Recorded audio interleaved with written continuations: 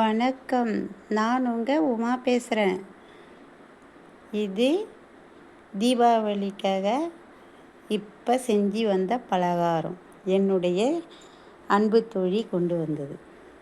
இப்போ தான் செஞ்சு சுயஉண்டை, வாழைக்காய், முறுக்கு, அதிரசம், ஸ்வீட்டு.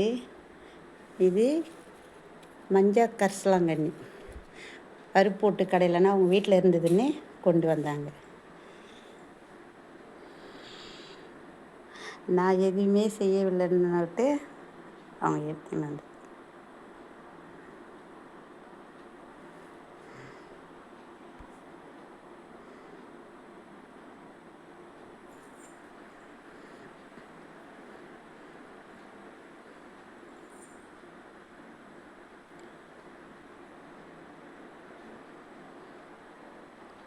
மீண்டும் சந்திப்போம்.